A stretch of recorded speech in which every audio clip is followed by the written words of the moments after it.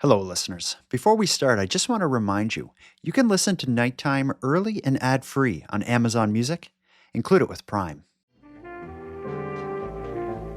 You are listening to the Nighttime Podcast. It's now been 4 months since 4-year-old Jack and his 6-year-old sister, Lily Sullivan, were reported missing from their home in rural Nova Scotia.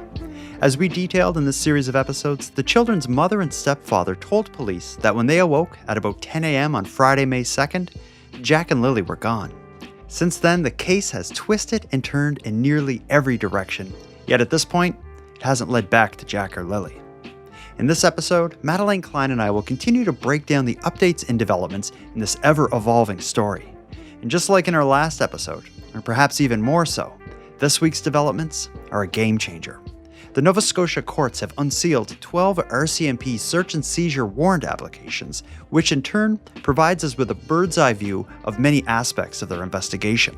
Who said what, how police vetted statements, what information police want to seize, and how they investigated 2 potential suspects, one of which raises some seriously troubling questions. We have more than just the search and seizure applications to talk about. This show has also received the results of its own FOIPOP request for internal communication regarding Lily and Jack's case being added to the Nova Scotia Rewards for Major Unsolved Crimes program. There's some interesting stuff in there. So grab a drink. We've got a lot to get into. Tonight, in the 11th episode of this series, we will again be asking, where are Jack and Lily Sullivan? Released court documents show previously unreported details about 2 missing children in Nova Scotia. The documents say Lily and Jack Sullivan were last seen at a local Dollarama with their mother and stepfather 1 day before they were reported missing. The paperwork also sheds more light on a pink blanket found in the search, saying family members located it in a tree. On May 4th, another piece of blanket was seized by police in a trash bag. Police confirmed both pieces were part of the same blanket. Miss Madeleine Klein, we are back now for our 11th discussion surrounding the disappearance of Jack and Lily Sullivan. And sadly, we're doing it almost to the day on the 4-month anniversary of the morning the children were reported missing. 4 months goes by fast. And in this case, a lot has happened in the 4 months, but especially a lot has happened in the last week. Before we get into all that, though, how are you? I'm fantastic. I'm enjoying a cherry Slurpee. Did I need one? No. Did I get one? Yes. You're probably coming down from reading a whole bunch of legal documents and search and seizure warrants related to Jack and Lily's case. How is it to finally get a glimpse at the police investigation and kind of like, I guess, a behind-the-scenes look at this case? How did you feel going through that? It's just so interesting reading through an official legal document like that.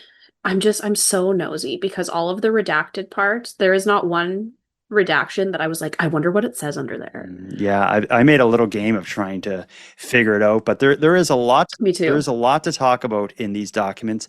We'll get into it tonight, but before we get into the legal documents, one of the things we got to talk about at the end of our prior episode, when we discussed that Globe and Mail piece, we called out to listeners for feedback on which part of that article was the most eye-opening or game-changing, or which part of that article stuck with them the most after reading it or listening in on our discussion.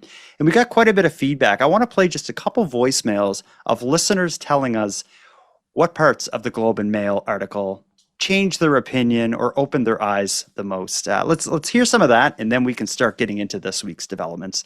The first bit of feedback we'll hear is from an anonymous listener who couldn't stop thinking about the financial situation the family was in and how that could have played into the disappearance. The most eye-opening part of that article, the Globe and Mail piece, for me was definitely the financial situation and how the $1,900 check had been cut off. And thinking about the money that they would have gotten to take care of the kids seemed like a real reason why neither of them would do anything to the children, right? So that's what I was thinking kind of for the last few months. But knowing that the check had just been cut off because Daniel hadn't filed his taxes seems like that could be a real big spark for something to happen. The idea that that money being cut off, I don't think she was saying that that was motivation to harm the kids, but simply that was almost like kicking the hornet's nest of a family that was already kind of in chaos. Right. No, exactly. But I didn't really look at it from that perspective, but like $1,900, that's a lot of money, especially when you're already broke. Wouldn't that be reason enough to file your damn taxes? That's what I'm thinking. If anything, it's a motivation to look after my kids, which I would be doing anyway, but certainly motivation to do my taxes on time or get them done. Like I get a lot less than that, and it's still motivation to file my Yeah. taxes. Yeah, and even if your taxes were late, it sucks to have to call like the CRA, the Canadian Revenue Agency, and wait on hold and all that. But for that kind of money, I would sit on hold and deal with them and get whatever had to be done so that the baby bonus could continue. I guess we won't understand why that wasn't done on time unless Daniel decides to speak out. But, certainly having that money cut off, even if only temporarily, is definitely caused some issues with the family, no doubt at all. Here's another bit of feedback I want to share. This is also from an anonymous listener who didn't leave their name. They have a theory on what could have happened or what may be at play in this case. Honestly, the article didn't change much in my opinion, specifically about Daniel. I always found it weird how gung-ho he was about being in the media when their mother wasn't. I kind of always got the vibe of this is a guy who is covering his own ass for something. Now, I don't actually necessarily believe that he did anything to Lily or Jack.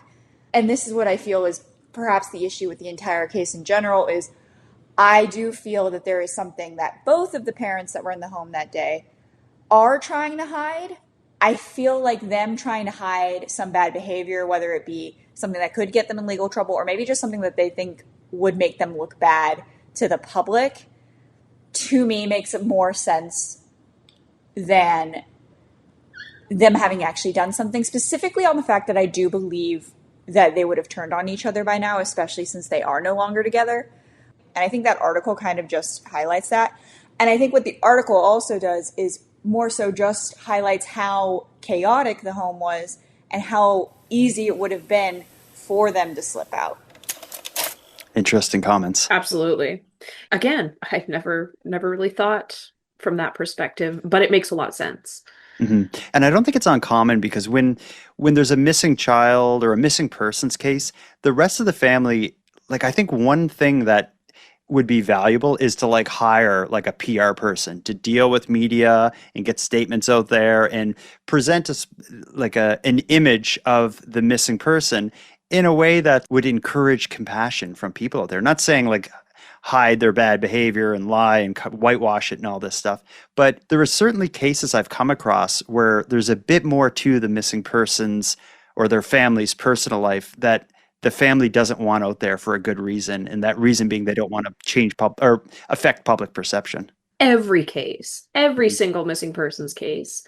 But what I do find really interesting is the contrast of Daniel and Malea's like public presence. There's no way that the police didn't tell them both, don't talk to the media. Like, why would they tell Malaya to be quiet and tell Daniel to go gung-ho, right? Mm-hmm.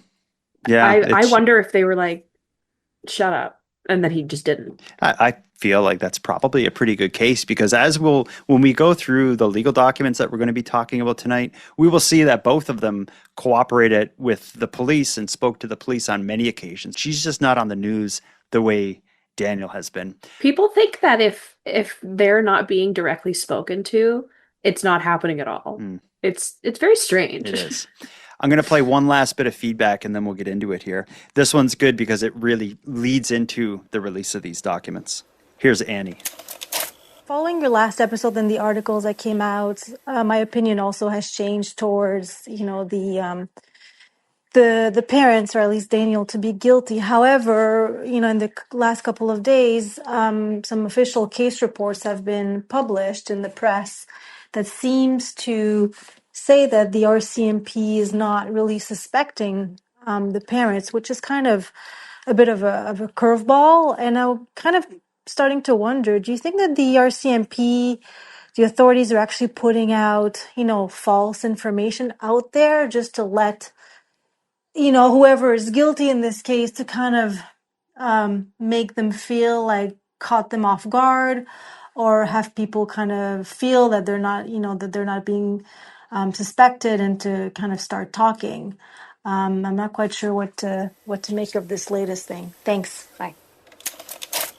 So Annie kind of spoils what we're going to be talking about, but these legal documents that were released over the past week or so, and I have full copies of them, as well as I think I have some documents that the media didn't even get because I did my own Freedom of Information Act request related to this case that we'll talk about.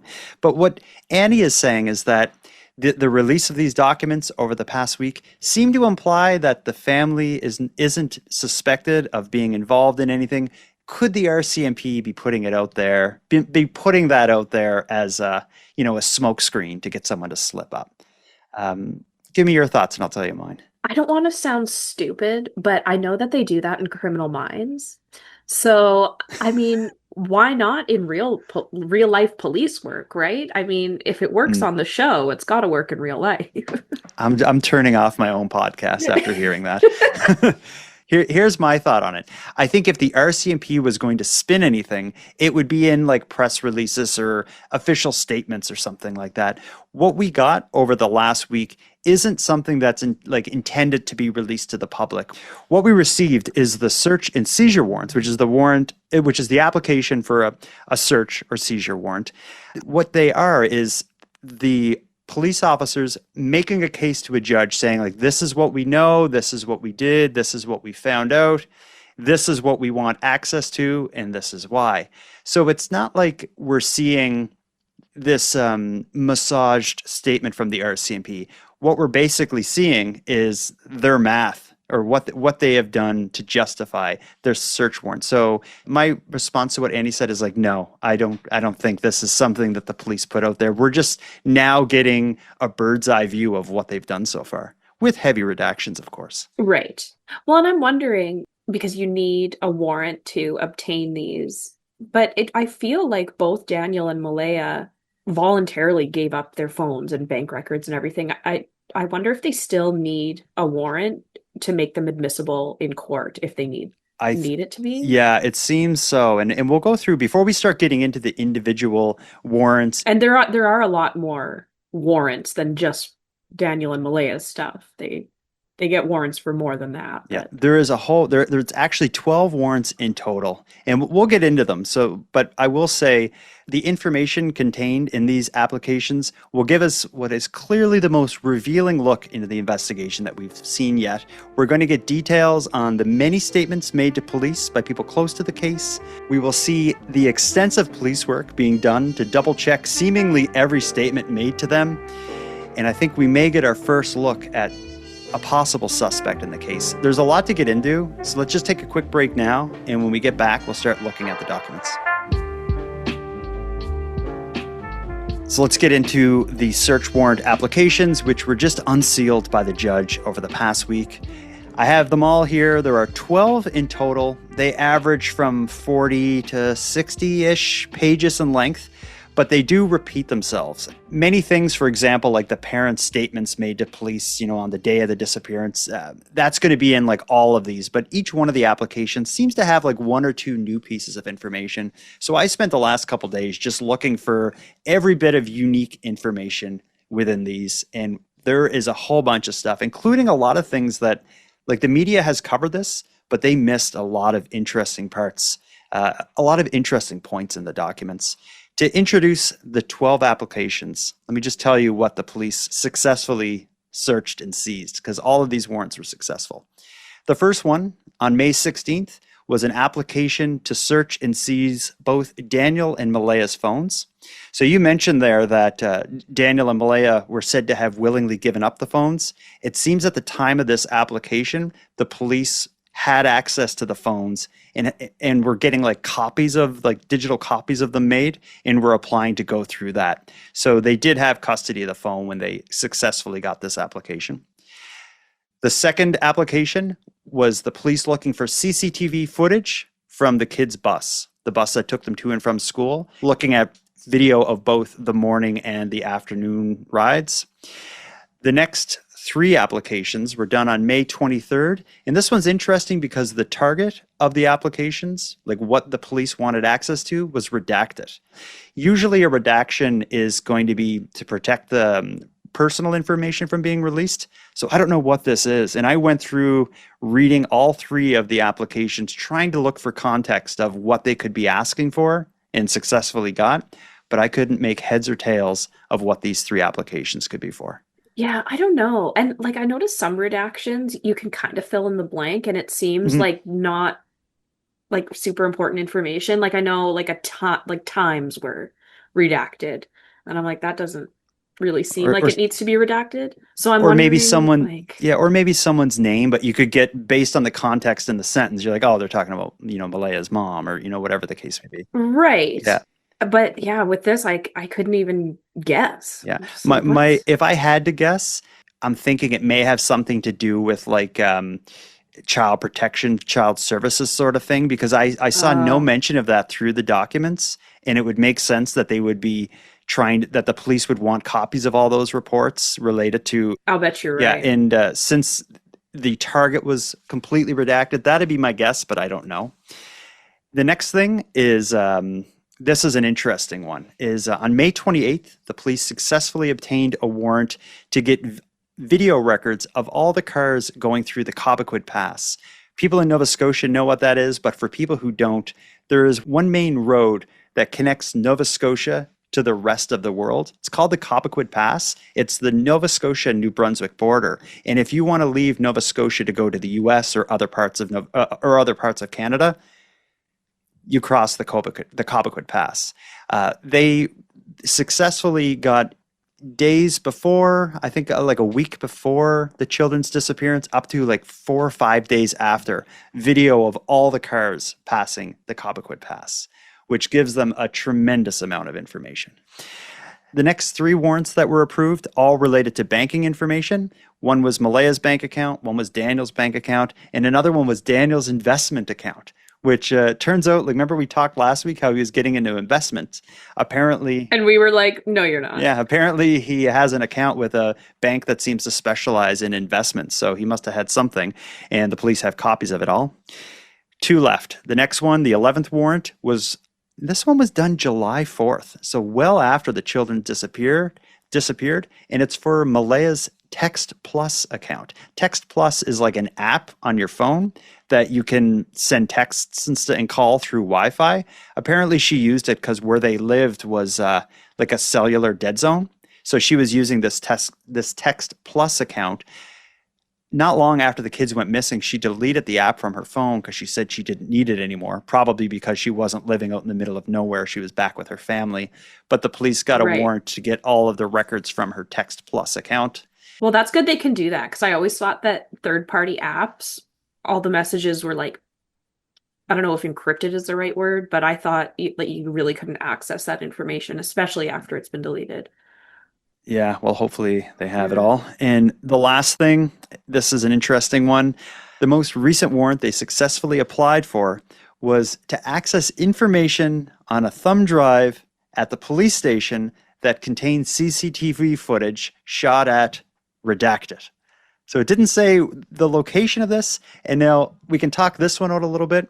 Again, I tried to find context of what CCTV footage that they wanted.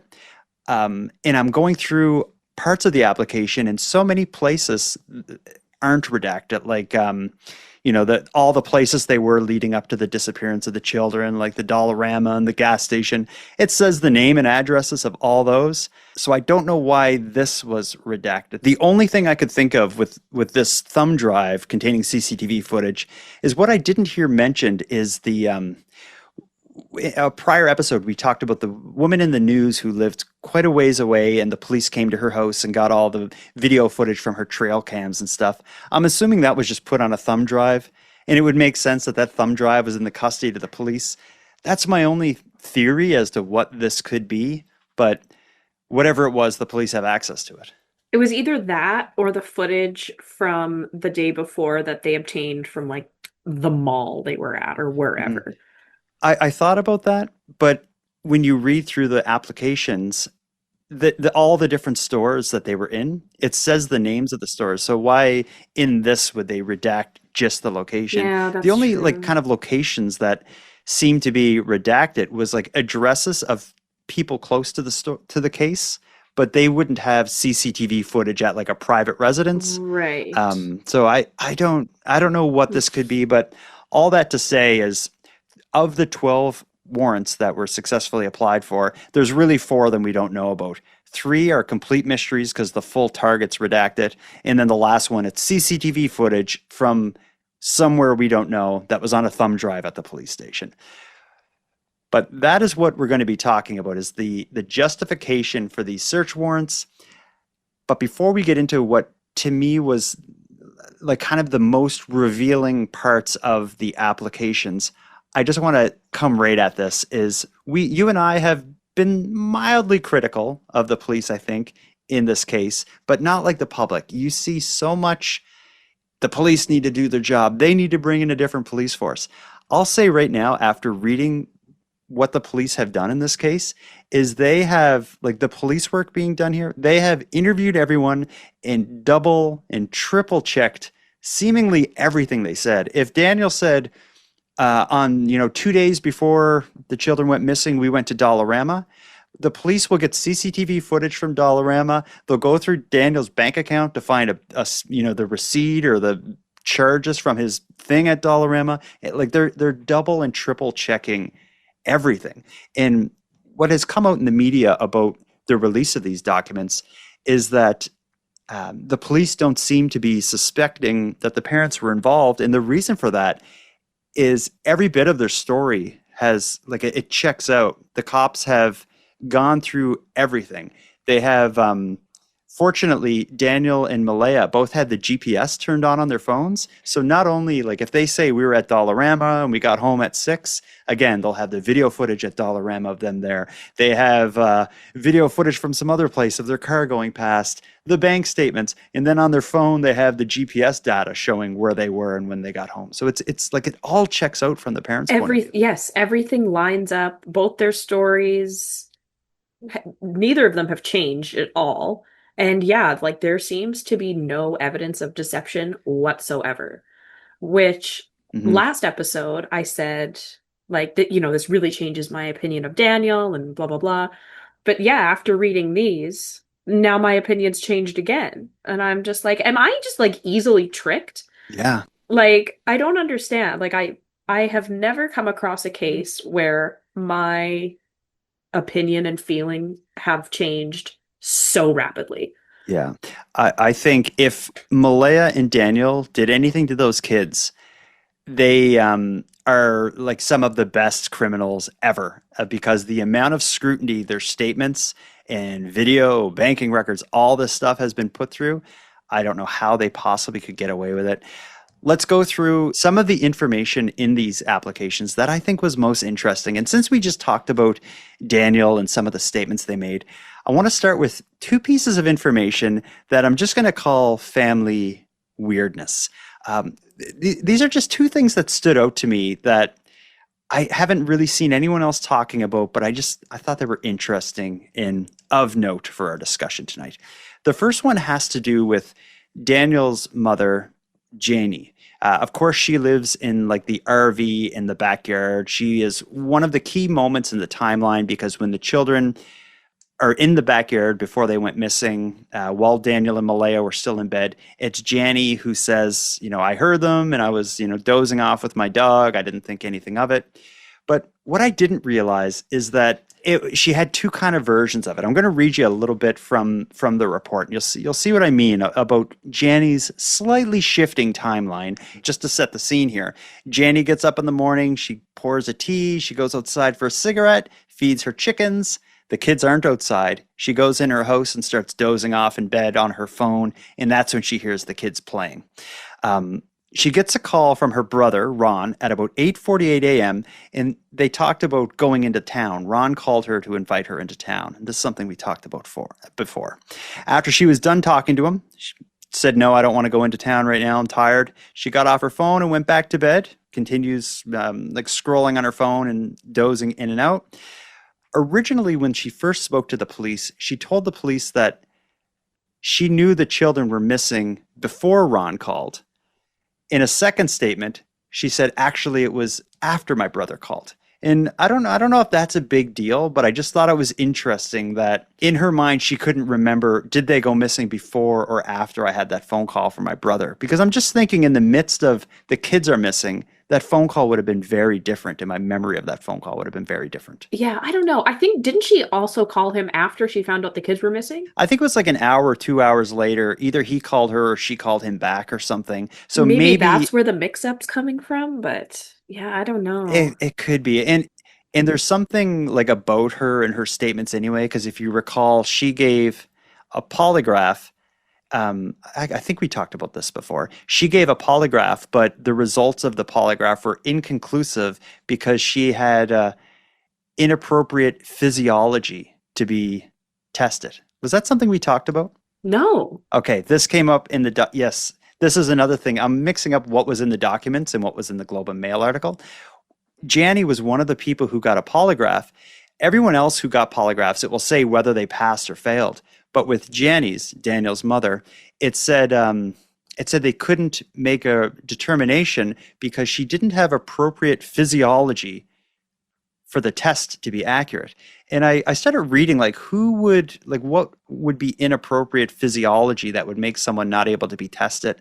And some could be like kind of like mental defect or people who are really high strung. The tests just don't really work. And if you recall, when we listened to Janny on CBC, we were both like, she's pretty intense. So I wonder if that's just their way of saying like, she's intense and I don't know if this test is going to be accurate with her. I bet you it's something like that. They're like, Janie, decaf today. Do you think your son had anything to do with the disappearance of Jack and Lilly? No, I don't believe Daniel had anything to do with the disappearance of Jack and Lilly. Our heart don't lie, and my heart is telling me that my kid did not have nothing to do with this, and I had nothing to do with this. Yeah. Yeah, her polygraph ended up being inconclusive. But anyway, I just brought that up because I thought it was interesting that her timeline shifted ever so slightly. And the reason I'm so interested is because a part of our determination or looking at the window of when these kids went missing, Janny's time taking that call from her brother is a big part of that, whether the kids were missing before or she heard the kids before or after that. The next little bit of family weirdness that came up is when you compare Daniel and Malaya's statements against each other's, there's one piece of information that really doesn't jive between the two, and it involves the night before the children went missing. Malaya's version of that night was that she went to bed a little bit early, but Daniel stayed up later. She doesn't know what he was supposed to clean the house. He said, I'm going to stay up and clean up for you so you don't have to tomorrow. He stayed up later than her, but when she woke up in the morning, the house wasn't cleaned, so she doesn't know what he was doing. When you read Daniel's statements, he says he went to bed early. The police never really come back to like, when did you go to bed? What was it? But it's just interesting that when you look at the night before, it seems like they're not agreeing on when he went to bed. This would be the only discrepancy in their stories. But I mean, is early to bed subjective? Yeah, I think it would be, as well as if early to bed for him is maybe different from her, keeping in mind that they have a baby in the house and stuff. And right. I'm trying not to read too much into it, but the police don't go back and like drill down on that point. And I would think that they would have access to, phone records to see if he was up doing whatever. He probably was on his phone at some point of it. So they probably have a pretty good idea of when he at least stopped using his phone or something. But the warrant applications don't really give the result of their analysis of the information they've obtained. They're just showing their justification to get it. So things like getting access to his phone records would maybe answer these questions. Well, and every other part of their story lines up. Like the next morning, they both heard the kids. Lily poked her head into the bedroom a couple times. Daniel's mom heard the kids. So it's not like there was radio silence from the kids from the night before. So maybe that's why they're like, oh, well, we know they were up and playing at one point in the morning. Yeah. So nothing happened the night before. Yeah, there's really like through these applications, we get to read their statements about, the Wednesday and Thursday before the disappearance of the children. And there's really nothing interesting in there. We hear the same justification we heard for the children not being there as we heard Lily has a cough, or they both had a cough, so she kept them home. They didn't really do anything special. They went to a couple stores like Dollarama and a gas station and a Tim Hortons, visited Malaya's family to do laundry at one point. But the police have double checked all this with the CCTV footage and such. So it's, there's really no mystery about the days leading up to it. Malaya and Daniel both agree on the children were in bed when we went to sleep. We heard / in Daniel's case, saw them in the morning playing heard them in the other room. Janny says, I heard them in the backyard at one point. And then they just disappear seemingly between 9 a.m. and 10 a.m. So within that hour window, in every bit of information that came out through these search warrant applications, looking at the interviews with everybody involved in this, that seems to be the moment, that 1 hour window. And maybe that is the reason why the parents don't seem to be suspected. And they both agree they were in bed together at 10 a.m., between 9 and 10 a.m. And, Janny heard them outside. Yeah, it's just, this is such a wild case because there's no explanation. There's no smoking gun in these, warrant to obtain records. There's stories are lining up. All footage that could be reviewed has been reviewed. Every car has been scrutinized that drove through Lansdowne Station. Mm-hmm. They're not in the woods that we can find. Mm-hmm. It's so bizarre. Where did these kids go? Yeah. Well, we do get some questions answered, or at least clarified quite a bit. Let's start by talking about the boot print. This is something we've talked about a lot. During the search for the children, you just mentioned the search there, there's really only two things that they discovered. One is said to be a piece of a blanket. Another is said to be what was thought to be a child's boot print.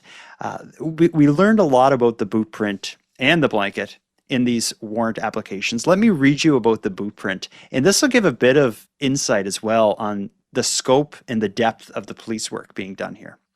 So I'm just going to read from the documents. So between May 3rd and May 27th, investigators worked to determine whether a boot print found on the pipeline trail in the search area belonged to Lily. On May 3rd, an RCMP officer requested forensic identification services to make a cast of the print. Later in May, another RCMP officer advised that the cast had shown the number 29 in the tread and questioned whether this number could relate to the boot's size or just be a design element. To clarify, the RCMP officer examined the same style of boots at Walmart and confirmed that the number shown in the tread varied by size. Size 11 boots had the number 29, size 12 had a number 30, and size 10 showed number 27. Malaya initially believed Lily wore a size 12 or 13, and because of that, this would be inconsistent with the print. However, on May 27th, an RCMP officer reviewed Walmart transaction records that were provided by Malaya and confirmed that on March 20th, she had purchased a pair of rainbow boots for Lily in size 11. Investigators then concluded that Lily's boots were the size 11, making them consistent with the boot print found on the pipeline trail. Wild. Did you follow that? It is wild, but it's like to go to that extent. And I think what the number is when I looked it up, it seems to be the UK size. Yeah, that would make sense. Yeah, so it seems like when they did a cast of this boot print, all they could really make out was a little bit of the tread, and then embedded in the plastic or the rubber sole or whatever was the UK size.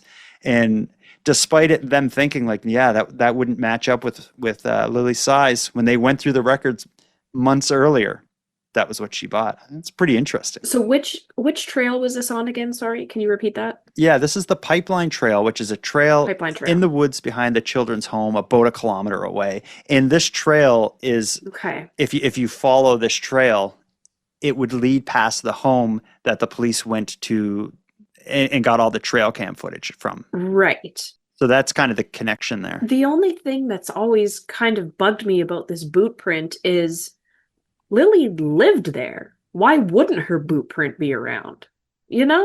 Like it should be there.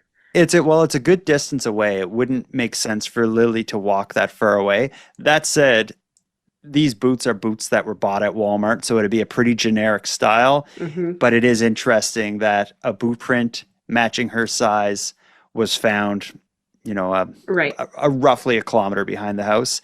That said, the police would have a better idea of the ground. Like if the ground was muddy, it would kind of imply that it was a recent print. Yeah. If it was this dried, print, maybe it's been there for a few weeks. Also give them a direction of wherever this boot wearer was going. Yeah. But either way, it's like they've applied this kind of depth of analysis to seemingly everything else they came across. Let's read about the blanket. So we know a bit more about the boot. Let's learn a bit more about the blanket. For people who have been following us, we've mentioned this blanket quite a bit. In the Globe and Mail article, it came out that the blanket was thrown away days prior and was thought to be, according to Daniel, stolen from his garbage. We can learn a bit more about it here. On May 2nd, family members assisting in the search for Jack and Lilly discovered a pink blanket in the woods off Lansdowne Station Road. At around 4 p.m., they informed police officers who were at the children's residence that they had found the blanket in a tree. When shown a photo, Malaya and Daniel suspected it belonged to Lily. Officers accompanied the group back to the location and seized the blanket. A police dog searched approximately 1 kilometer along a nearby trail, but no scent was detected. On May 4th, RCMP seized another piece of the same blanket from a trash bag at Daniel and Malaya's home. Malaya explained that Lily once had an LOL doll blanket, which she often carried around with her and had used for sleeping before receiving a proper bed set. When Lily no longer wanted it, Daniel used the blanket to block a draft from a poorly installed door, eventually tearing off a piece to make it fit. About a week before the children went missing, as the weather improved, Malaya removed the blanket from the door and threw it in the garbage. She noted that by then, a section of the blanket was already missing. So that kind of explains why the blanket is ripped. He was using her old blanket to seal a draft in the door. He had ripped a piece of it off to make it fit. Doesn't explain why that piece was found up in the woods in a tree. Right. But it at least makes a bit more sense to me. A bit. But yeah, how did it end up in the woods and why? And then like when he ripped it up, he ripped a piece off the blanket to make it fit so it could seal up that hole or whatever. When was that? I'm guessing before the winter or during the winter. Why did that piece get up in the woods? And also, did it look like the piece was there for a while? That's what I would like to know. If it's been there all winter, it's going to look different than the one that was propped in the window. It'd be interesting to know. Yeah, it would be. I wonder if this will come up again and be more important to the case. I don't know. I think it will. Daniel's already mentioned someone also may have stolen some of his sweaters out of the garbage. So to me, this all seems connected. It's gotta be. I hope it is. I think the bombshell's about to come up though. Let's take our final break of this night. Let's take our final break of this episode. And when we get back, we're going to hear about, I guess we can say, 2 suspects. One of them seems to be ruled out, and the other one has been in my head since I've gone through these documents, and I haven't seen this discussed elsewhere, but to me, if there is a smoking gun, it's this. We'll talk about it after this break.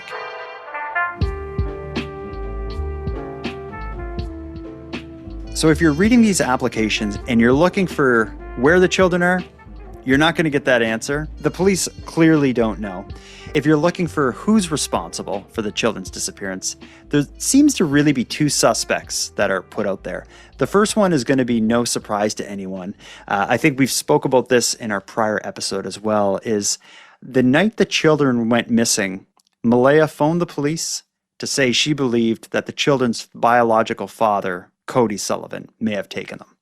I'm going to read a little bit about that because this is pretty interesting, and it's not just Malaya who was saying that Cody may have had something to do with this. Listen to this. Shortly after midnight, the RCMP received a call from Malaya who expressed concern that Cody may have the children. She admitted she had no proof and described it more as a gut feeling, but she asked that the police please consider the possibility. She also speculated that Cody may have taken the children to New Brunswick, although she acknowledged that Cody didn't know where she or the children were living. At approximately 2:50 a.m. that same morning, an officer met with Cody at his residence. Cody told police he hadn't seen Jack or Lily in 3 years and confirmed that the children were not with him.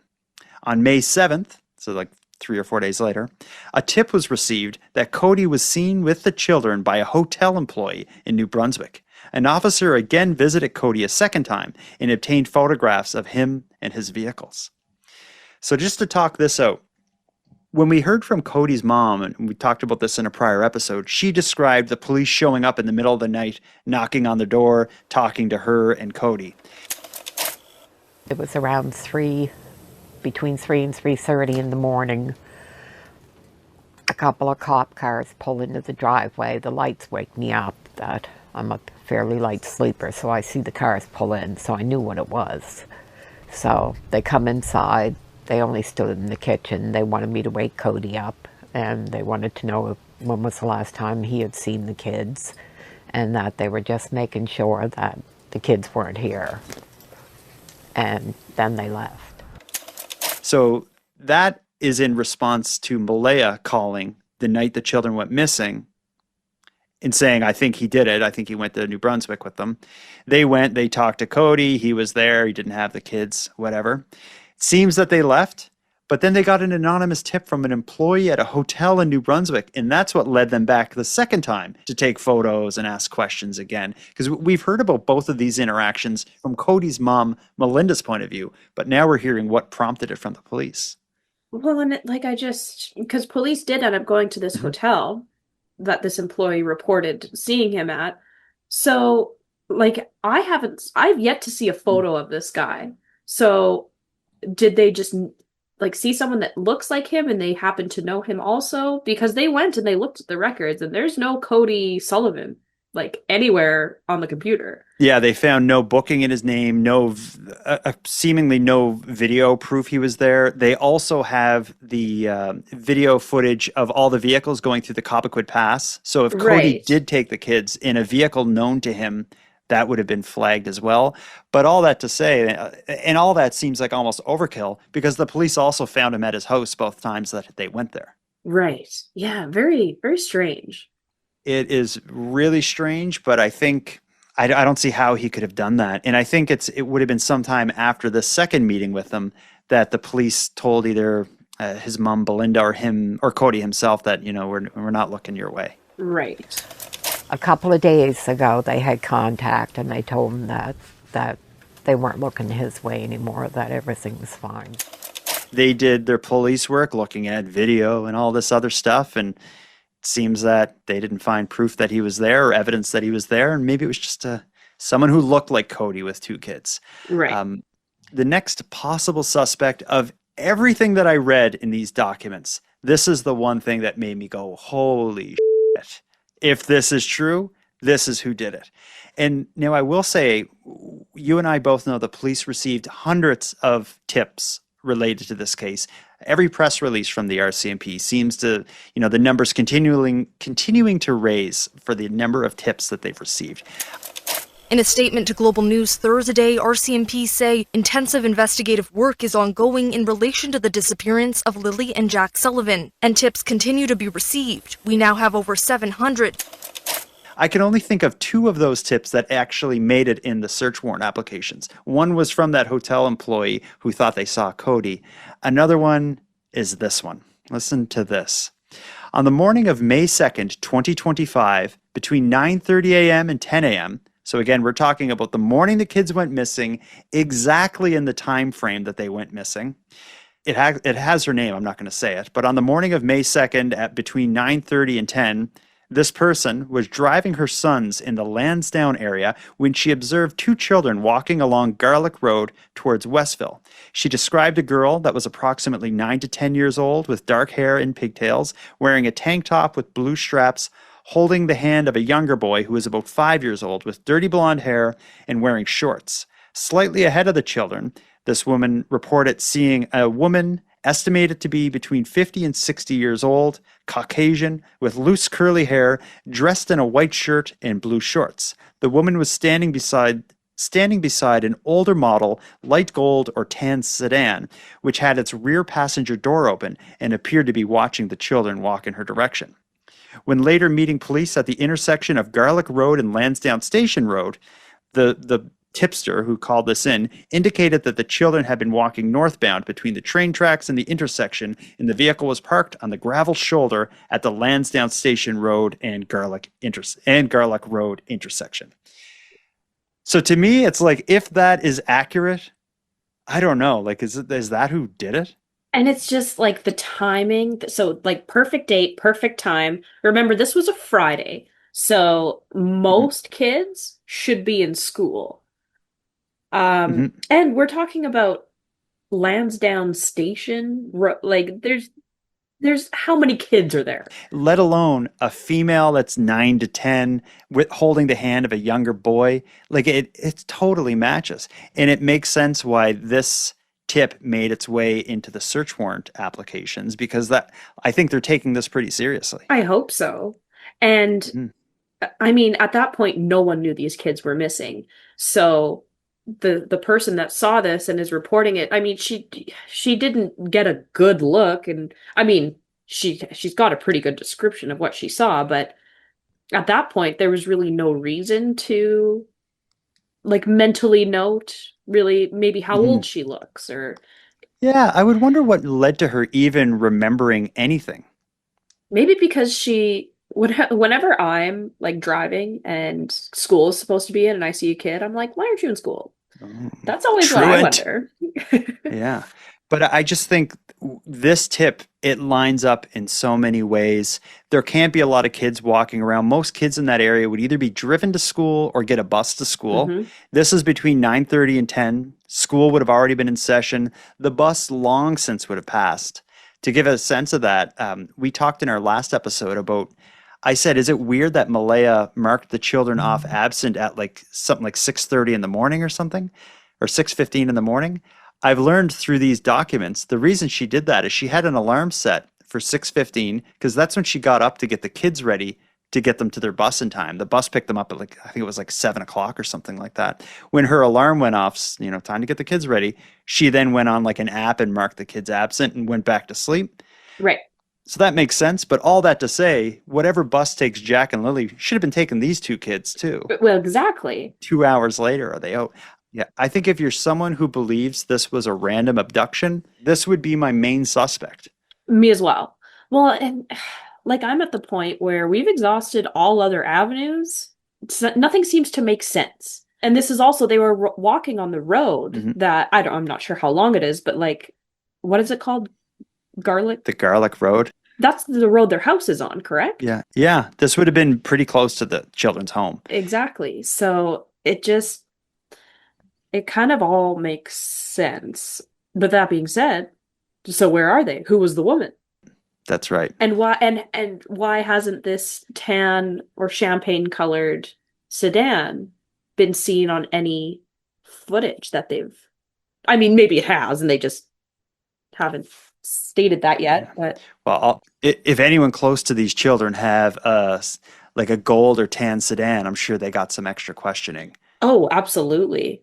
Well, and I bet you if any gold or tan sedans passed the Cobequid Pass, the police probably took note of those license plates and made some calls. For sure they did. But so hopefully that's in the works behind the scenes, and they're just trying to get something concrete. But this is the only thing thus far that really makes sense and has any like merit to it, I guess. Yeah, I think so. But it's what we're like throughout these documents, we're really getting a look at the very beginnings of the investigation. We see the interviews with everybody involved, what they had to say. We see the police kind of confirming details of their timeline using security footage, statements from people who, ran into them in the parking lot of the Dollarama as an example. But all these things that the police would have gotten access to through these successful warrants is kind of like the next stage of the investigation. So again, they're now able to go through their phones and confirm GPS data, who they were texting, what websites they were visiting or apps they were using. They have security video in the children's bus. I don't know what that would tell you. They have all those redacted warrants, whatever they were for. They have video records from the Cobequid Pass showing which vehicles left the province. We have banking information for Malaya and Daniel. We have Malaya's Text Plus account. And then we have whatever the heck was on that thumb drive at the police station. So whatever the next stage of the investigation it is, it's going to come from all that stuff. And I don't know if we're going to get access to any of that unless the police begin to apply for more warrants. I'd love to know what's happening behind the scenes, because you can rest assured that something is happening. The kids didn't just vanish. So they have to have something. At this point, we're 4 months in. They have to have some sort of lead or idea. It's just, it doesn't make sense for them not to have anything, especially like it's 2025. There's cameras everywhere. Yeah, it's come on. But in reading this, my thought that Malaya or Daniel or both of them were involved, I don't see how that's possible, because the scrutiny every bit of their stories have been under by the RCMP. I think they would have got them by now. Before we wrap it up here, one other thing I want to talk to you about. I said there was another FOIPOP request that I did that I don't think anyone else has, and it's not going to reveal any, or maybe it will reveal some information. You remember when we talked about the children's disappearance being added to the rewards for major unsolved crimes in Nova Scotia? The children's case was added with, it ended with like this thing that said, anyone with information related to this crime, contact us at blah, blah, blah. Shortly after, they changed the wording and republished it, where it removed the word crime. And you and I thought, like, what is it? Is it a crime or isn't it? I did a FOIPOP request for all the information related to the children's case being added to the program and for the wording being changed after the fact. And the way a FOIPOP request works is, like, I think it's 80 pages of all the emails between the police and the Department of Justice, coming up with the wording and getting it posted. What they had said happened is what appears to have happened is that they used the kind of a template, and they just added Lily and Jack's details in, and the template adds with anyone with information about this crime. It wasn't until it actually got posted online that someone had realized the mistake, and that's when they decided to change the wording.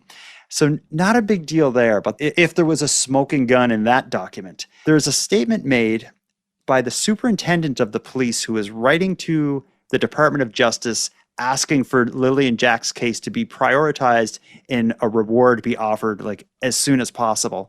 The way they described the need for that was interesting. I'll read it to you. In the email from the chief superintendent of the RCMP requesting the Department of Justice add the case to the major rewards for unsolved crimes program, he used these words to describe the investigation. The Major Crimes Unit believes there are people who are privy to information that may result in locating Jack and Lilly. So it's not a big thing, but the fact that he says, like, up until this point, it's always been the children wandered off somewhere up behind the house. But what the chief superintendent of the RCMP said is that their Major Crimes Unit believe that there are people privy to information that may result in locating Jack and Lilly. Hence, a $125,000 reward may get them to spill the beans. So again, it's just a little look at behind the curtain. Yeah, and that tells me that they've got something going on. And like I've stated many, many times before, they don't have to tell us everything. We're not entitled to know everything they find out as they find it out. And something like this is something they wouldn't tell us. And at the very beginning of this episode, when we were listening to the people providing feedback on our prior episode, we heard, like, could the RCMP be intentionally, putting fake info out or misleading us? I don't think they would do that, but they may intentionally not be telling the public that the Major Crimes Unit believes that there are people out there who know what happened. I think this is kind of the strategic communication, not like putting out fake info, but hiding these facts for whatever reason. Yeah, just like conveniently leaving stuff out. Mm-hmm. Yeah, well, I hope so, because it's been 4 months, and I feel like we're nowhere closer than we were May 3rd. I feel we're a bit closer. The big difference, I think, is that criticism of the RCMP, people may want to read these documents before they are like, we should bring in, the Scotland Yard from England. Before people are too hard on the RCMP aren't doing anything, they need to talk to the mother. they need to see what the RCMP have done so far, because like I feel like in reading through this, they've done what I would consider good police work, and it has all gone nowhere. Right. Like no one is quicker to criticize police than I. I know that. But credit where credit is due. This police work has been spectacular. According to these applications, they've tried everything and double, triple checked everything. So yeah, I can't criticize that. Another thing that I think has changed since the beginning is it's harder to be like, something happened the night before and Daniel and Malaya are covering it up. Daniel and Malaya seem to be on the same page. Janny's statements back that up. The information from their phones, people who encounter them in the parking lot, their banking information all seems to match their stories. So, well, and like you've said before, their relationship deteriorated at an alarming rate after the kids went missing. They would have turned on each other by now. Mm-hmm. If either or had anything to do with the disappearance of Jack and Lilly, they would have sold each other out by now. One other thing that did come up in the documents related to their breakdown is I think we get to learn a little bit about, through the documents, through their statements, a little bit about the actual situation with her leaving suddenly with her mom. It seemed like during the search, there was going to be a question of where the baby should go, Meadow. Malaya wanted Meadow to go with her mother, with Malaya's mother. It seemed like Daniel wanted Meadow to stay home. A disagreement about that is what led to Malaya and Meadow getting in the car with Malaya's mom and leaving. So that seems to be perhaps an act of her trying to protect her baby from something. All this to say, whatever it is, Daniel and Malaya, looking at these statements, they haven't been in touch with each other and they don't seem to be on good terms. If any one of them knew something incriminating about the other, I think they would have come forward. Absolutely. Especially Daniel, because he probably wants his baby back. Absolutely. So he'd say anything to get Meadow back. I think we've gone through a lot tonight. We've jammed this information. I was thinking, like, should we spread it over 2 episodes or jam it into one? We've decided to jam it into one. There's a lot more in these documents that we could discuss. And maybe in our next episode, we'll pull a few more pieces of information out of it. But if, like we did at the beginning of this episode, if anyone out there has any thoughts or questions or reactions to information from these documents or anything we discussed tonight, click on the link in this episode description and send us a voicemail, and we'll include it in the next episode. And I'm sure there will be one, because we've had some busy weeks, some slow weeks, but the last 2 episodes have just been jammed with information. It's hard to keep up at this point. I've said this at the end of many other episodes, but maybe the next one will be our last. Fingers crossed. They've got to be close, and they're just keeping it under wraps. They've got to be. Kids don't just vanish. Yeah, 4 months though, that's a long time, and it's not going to be long before we're saying it's been half a year. So yeah, I hope the next one is the last, because this is, it can't go on, and that's why this case has so much attention. Is society will not accept 2 children vanishing off the face of the earth. No, nor should they. I think that's why the police haven't fumbled this one. As soon as it happened, they were like, okay, like, we can't, due to our history, and this is like involving a 4 and a 6-year-old, we have to figure this one out.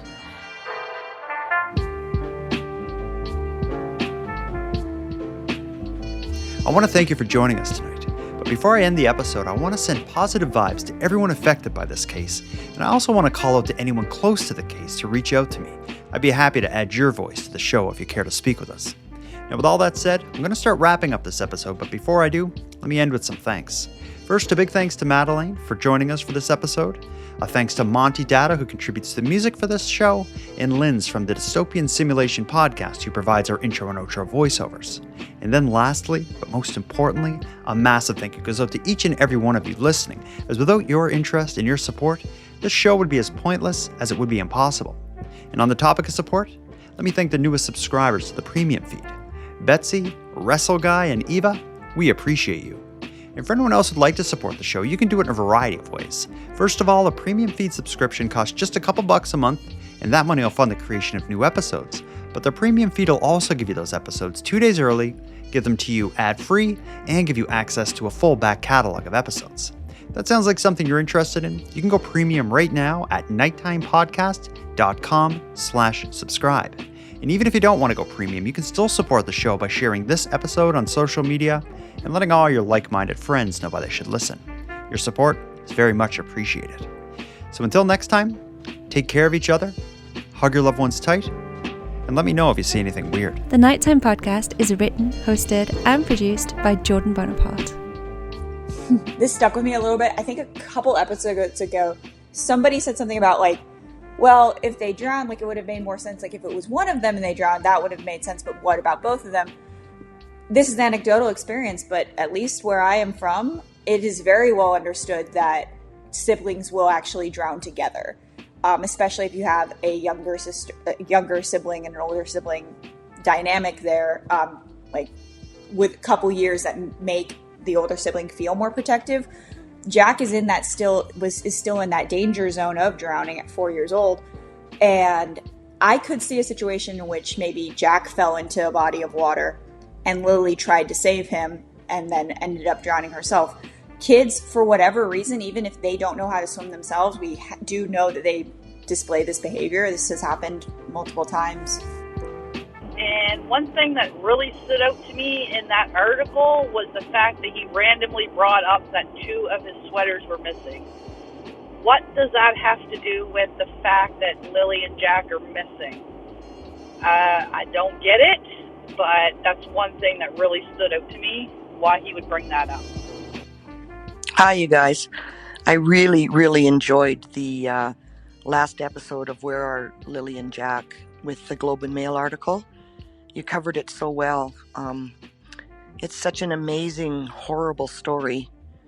I'm a grandmother of 10, and it's just too much.